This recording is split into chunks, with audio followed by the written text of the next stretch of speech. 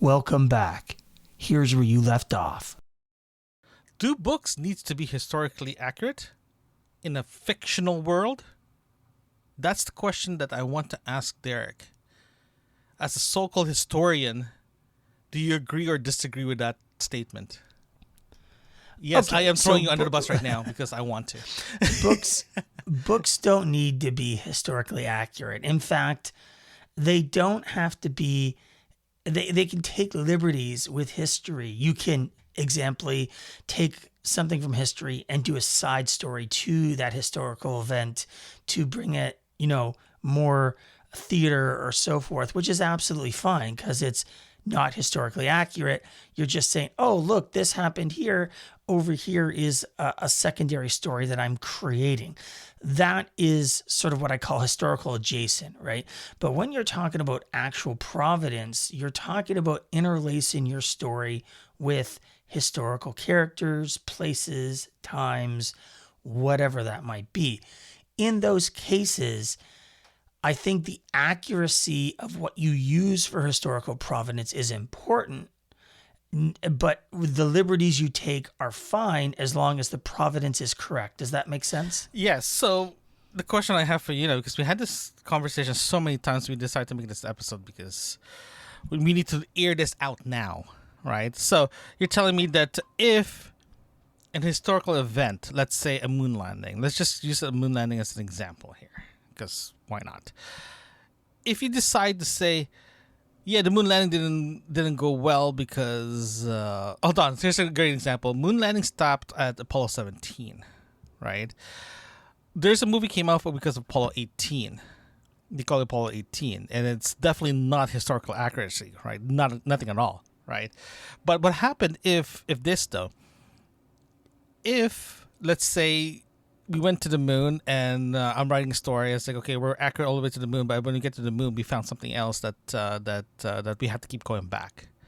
We didn't actually land to the moon at where we're supposed to be. It was going somewhere else. Would you disagree or agree with that kind of storytelling? Or you're like, you know what?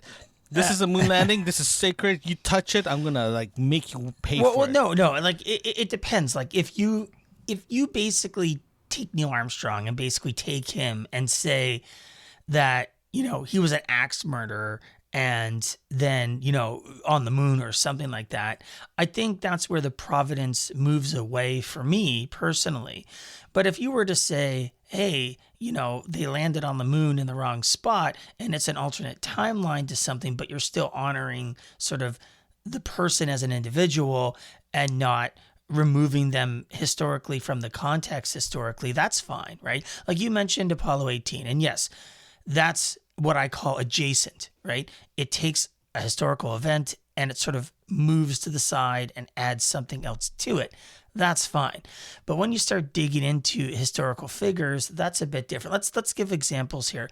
Let's take Chris Hadfield's writings because he really likes to incorporate historical figures into his novels. Now, what he does is he mentions these historical figures in his novels. He doesn't necessarily,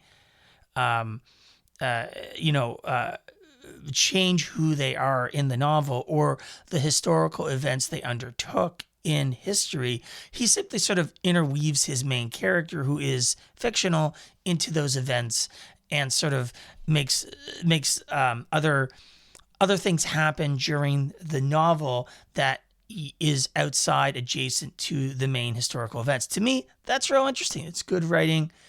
If he took a historical character and he changed that person, then at that point I would take issue with it. Does that make sense to you? Yeah, it makes sense. How about this though?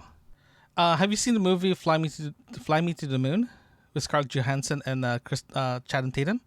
It's the same. It's about the same timeline as Apollo 11 moon landing, but they decided to have a backup plan, as in they're gonna record the landing in a sound stage just in case the mission failed. And you know what? That to me, that's adjacent, right? Okay. I mean, you take referencing historical events as a context of a plot device versus doing that. So if you can say, hey, this is it. I mean, don't get me wrong. Do I think that was a very plausible historical point? Sure. I mean, it was so high stakes back then. somebody might have mentioned to somebody, let's have a backup plan. That makes complete sense to me. And yes, I did see the movie, and yes, I got the context there. But the movie itself wasn't so much about them making the film as about the relationship between Scarlett Johansson. Doesn't matter. Derek, the biggest thing that I do want to understand from you, though, in your things, what is considered blasphemy? At the end, we're looking at historical here. I already said. At the end of the day, hold on. Changing day, historical events. Like let's do. Well, let's here's do the thing, let's though. do, Hold let's on. do, let's do a different example. Okay, let's take National Treasure. You ever watch that one? First one's With, good. Second one sucks. Yes. Okay, National Treasure. He takes historical events and he retunes them to allow for them to move the plot along. Okay, that's a great example of great entertainment, which sort of devolves the historical narrative. It's not historically accurate. Okay, But you just literally said it, though. You just literally said it. It's what I say. History versus. Remember, at the end of the day, you're looking at history. History is a non-fiction world. It is what it is. It is historical fact because it happened. Right, fiction is a make-believe world. Doesn't matter if you use historical context and manipulate it based on the storytelling of it. The question I have for you, though, at the beginning is like, what is does historical facts needs to be historically actual in a fictional world? Because in some instances, changing historical facts could offend people. They could change the way perceptions are about an event, or it could change the way people view something. Derek, we've been doing that for the past hundreds of years because we want to change historical facts here. What I mean to is, manipulate what's being thought or being told about today. Are we really going to go down that road? Fuck yeah. I mean, we have to. Okay, if we're going to go, you go ahead and go down that road and I'll follow you, but I'm not going down that road. Because at the end of the day, if you end up changing the historical facts, right, there's two things going to happen. One, especially in the storytelling. This is all about storytelling now, right?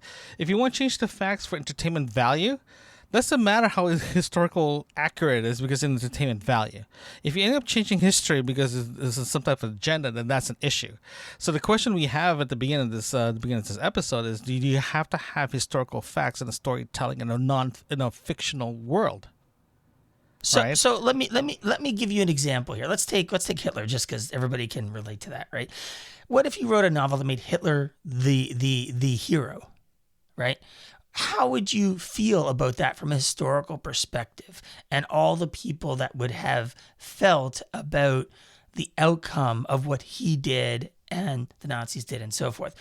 And the emotional impact of writing a book like that, where Hitler's the hero and so forth and so on, would impact people, not be historically accurate, and try to rewrite history in a way that puts them in a positive light. Is that to you acceptable? Okay. Do you see my point? I understand what you're saying. Is the book in the fictional or non-fiction side?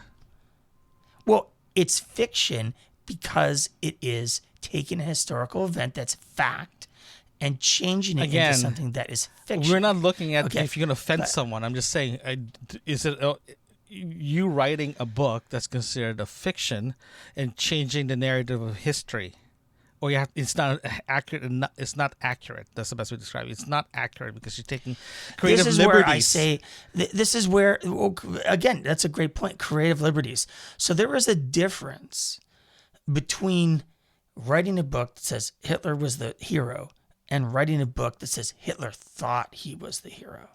So you can write something adjacent with historical events and write it from a perspective and say, this is what he would have thought, because obviously he's the hero of himself and that's the way he saw himself, right? That's very different than writing something like that. And this is, I bring this sensitive topic. I mean, we could go to things like slavery that's or the thing. like At the that, end of but the we're day, not gonna. I'm not gonna go there. But, because you're literally looking as in like, if you're planning to have, if a writer decide to take an historical liberties, that is considered.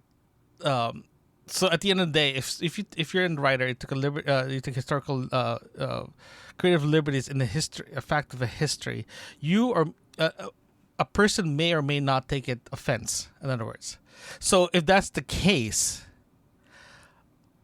again, the question I have is like, would you consider that a blasphemy in history? I think there's a line there that I think there's a line that I would. And the reason is, if you study history and you value what you learn from history, let me give you another example. But go back to the Nazis. Okay, you go ahead. Go on. Okay, I was saying sorry, I was saying that you said it.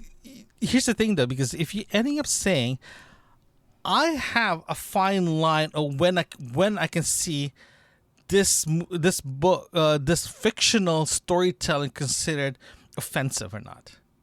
We're looking at, okay, if you even say yes, sci-fi. If you end up saying sci-fi, and after that, there's a part of the book that says there's a very historical accuracy, but as soon as it hits a certain point, it became something different.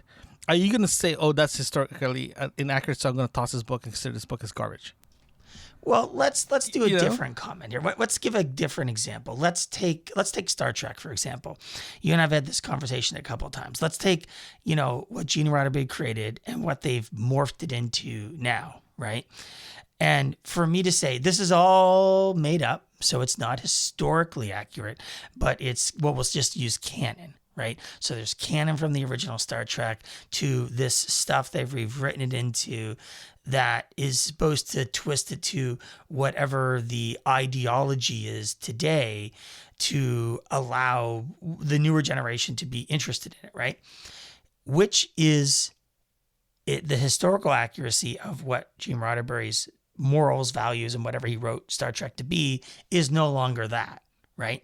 And so when you look at that, do you consider that, as you say, a providence issue, considering it's all fiction? Do you see my point? That's where I'm coming from. I understand. You're saying that the original canon versus it's been changed to tell a modern storyline for a broader audience.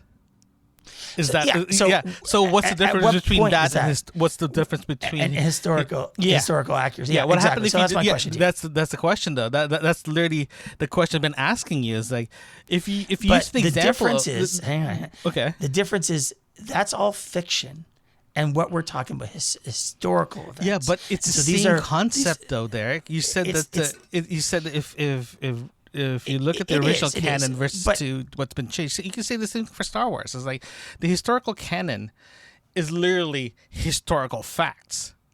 If you look at it more in today's world, if you ending up saying, yes, this is exactly what happened historically, accurately as much as possible, but you're telling it a different story because it's more appealing in today's society, is that considered blasphemy? Maybe we should be more specific about that. Maybe we should be more specific to this. Okay. We should say that using historical events, right, is about authenticity, genuine people, dates, places, times, stuff like that, right? So the authenticity of the author utilizing that. The question, I guess maybe I should articulate it, that the authenticity that I'm looking for in a historical document or a book that's referencing stuff is not accurate. So say the date that the D-Day invasion happened in World War II, and they just decide that it happened on June 7th rather than June 6th. Like they just throw that out there. Well, the question is, why did you change that? Was it for a particular reason, or was it just because you were lazy enough not to be historically accurate? Right. So to me, if you're going to utilize historical events, it's okay, but you need to be accurate to what the person's places, times, and thought did. Yeah, right. To show because you're saying to the person, this is what I'm writing about. Right. I'm writing about the D-Day landings. Okay, fine. You can say, whatever you want about it, but to me, when I'm reading it and you say it happened on the 7th or the 6th. I'd say, okay, are we in an alternate timeline? Is this a sci-fi thing? Is it whatever? Well, but if it's not, if you're just trying to say this, that's the thing. So to me, it doesn't. To me, as somebody who looks at the historical stuff, it doesn't have the same gravitas reading the book, and it takes away from the reading enjoyment. That takes away. Again, this is very, very important to understand. Though, it's like if you're planning to read a book, It's literally going to be saying, what's the genre? Romance, fiction, nonfiction, mystery, thriller, horror. Okay? We're not saying documentary. If it's documentary, you better be accurate be accurate. If you say a nonfiction, you can take as much liberties you want, and if you ending up saying, "Oh, this is not accurate," it's like, congratulations, you're reading a nonfiction book. If you expect to be accurate, there's a fiction section there and a documentary section. You should go there instead. So that's what I'm saying. It's like you cannot say it has to be historical, genre specific. But right? Derek, it's the same thing. It's literally the same thing. If you're having a mystery and it's based on and you're modifying history to tell a different story or a different reality, you're still taking key aspect of history and changing it to manipulate in a way for entertainment value. For you to say that the book itself is not accurate because it's considered a fiction book versus a non-fiction book, is that could be a you issue or the book issue? So let's look at broader. You don't believe between a balance between accuracy and creativity. If it's a non-fiction book, I don't care. Because you're telling a story. For me, if I end up saying that Fly Me to the Moon is historically accurate, that's a me issue now. That's not a book issue or a movie issue. This means I did not do my homework properly and say, oh, what actually happened is correct. So now you're saying this means me, a person, believe a movie that's considered a fiction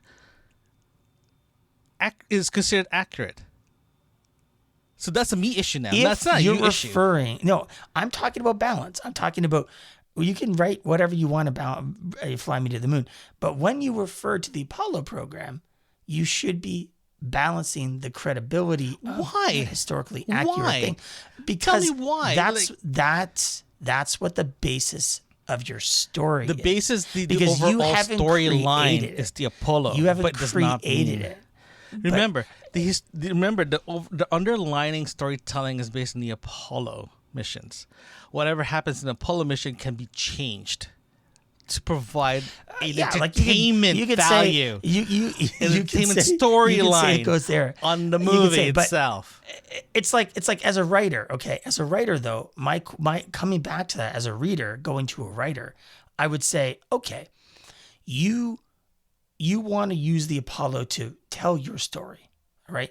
So there's two things. One, what was engaging enough with the Apollo for you to create that story? And were you not able to come up with the basis of a story that you were able to use Apollo? Yeah, something other than Apollo. Okay, maybe, you know what? Maybe you create your own.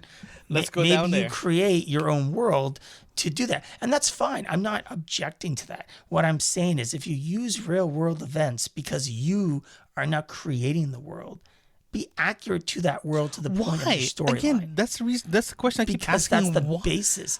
Remember, because that's the event because is you are based on the using event itself, not it's the overall story. Like here's a good example. You said you like For All Mankind.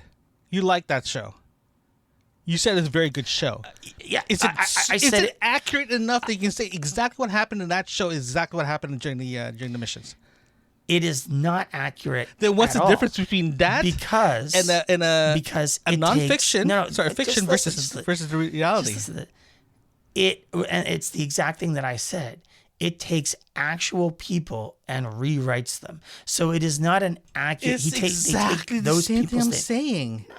No. You're taking what an I mean event is, itself and modifying it for entertainment value. Why are you looking at a non-fiction, a non-historical accuracy book or TV show or movie and being mad because it's not accurate enough? So you're saying, so you think that I'm arguing that because they sprinkle in a little history, a little salt and pepper there, and you say, "Oh, that's not real." No. A little salt and pepper doesn't. In fact, For All Mankind is a beautiful example of salt and peppering because really all it is salt and pepper. Really, like 99.99% of it is made up crap. Like it's just it's completely again. Made up, right? What's the difference between what I'm saying now and between what I'm saying now and For All Mankind? Right? As an example, I'll make the distinction because you keep on bringing it up. For All Mankind is a great example of salt and peppering, which I don't take issue with. It refers to something, and as I say, it goes adjacent and it does its own thing. But Fly Me to the Moon actually tries to integrate itself into the events of Apollo. That's what I'm referring to. It's integrating itself specifically into it. And I'm not comparing it saying that they didn't or they didn't in the movie. We're just using this for argument purposes. If you're going to do that, the parts that you're integrating in, I would want to be historically accurate. At least say a date I or a definitely time or whatever disagree it in is. that one, because if you want an accurate historical book or movie or TV show, watch a documentary. Read a documentary. Read a biography. But the If you want storyteller accurate. The storyteller wants doesn't to have to use the events Where is the to rules tell their story. But here's the thing, though. Where's the rule saying that if you're planning to make a make believe story, Derek, a make believe story using a historical event considered not accurate? Tell me what book or what movie, TV show that said this is 99% accurate, but that 1% has entertainment value. So what if we took, like, a podcast host who rants all the time, and he keeps on going on all the time, and somebody makes a book about that guy, right? It's gonna be the best book ever. Is that? It's going to be like New York Times bestseller. Computer at the end of the day, Okay, can we tamper down the ego? Can we just tamper down? So if they write something that isn't about you, is accurate about you, and would you take offense to it? Is it a fiction or nonfiction? It's about you. They're so using your it's name. a biography. They're just it's a biography. No, it's salt and peppering. No. I'm asking: is it biography or it's a fiction? Is it considered a fiction or nonfiction? What does it matter? They're using both. It matters. If it's a nonfiction, historical it's a biopic, I expect to be it accurate. If it's a fiction, if it's a nonfiction storytelling based on a podcast, like for entertainment value, yeah. So which one's going to get the Academy Award? The fiction. So you tell me wait. So the actual real life thing is not going to get the Academy Award, but the fiction's going. No, because I'm going to whoever wrote the biography will get a Pulitzer instead. It's way better than Academy Award winning. Oh, right. There you go. Right, see, right, okay. So there you go. You gotta figure out which one's higher. It's a higher value. Do I have to pay for that Oscar? No. Pulitzer is being your peers. There you go. It's the Golden Globes. But I'm saying this is why we actually are having this conversation, because we've been going back and forth regarding historical facts versus in a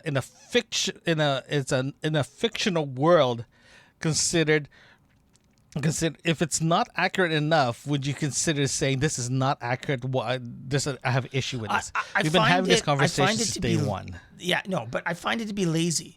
How's it lazy? Oh my God, how's it lazy?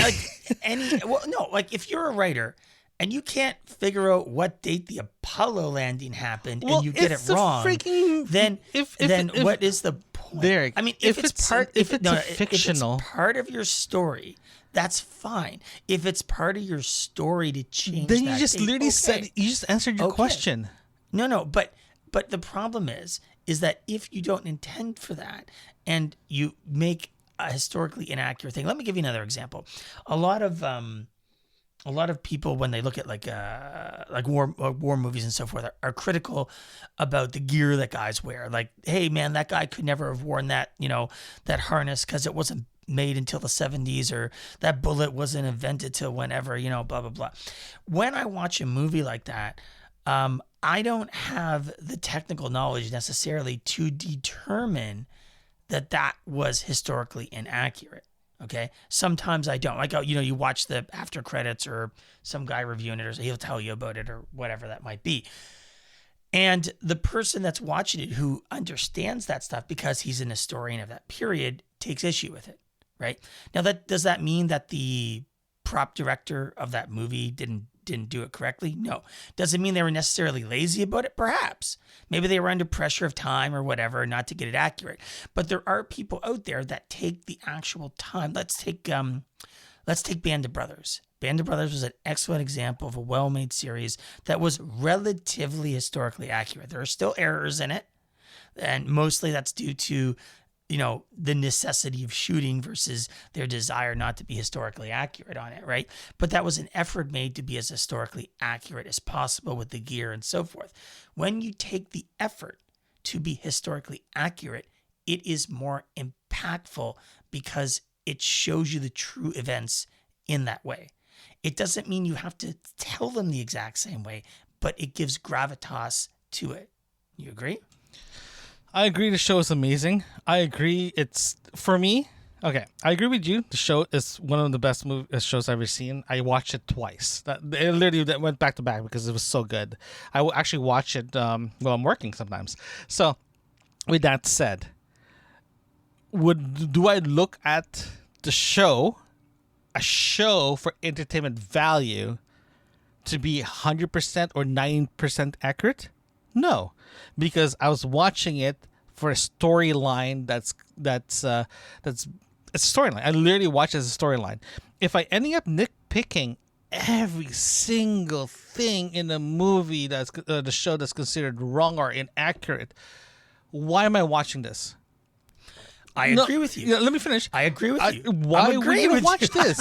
I'm agreeing with you. So this is why this conversation keeps going because a person needs to know or understand what is the difference between a historically accurate book, as in like a biography, versus considered a non-fiction sci-fi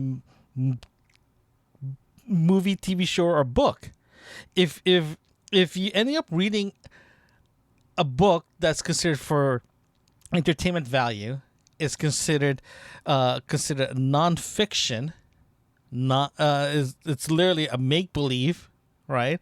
If you're reading that book and you're critiquing the historical facts of it, you lost the meaning of that book. Because if you end up reading that as like, they're not historically accurate in this one because of X, Y, Z, I'm like, then go read the biography. Why are we having this conversation? Because we're literally reading two different books now. I'm reading it for entertainment value. I'm not looking at it as this historically accurate.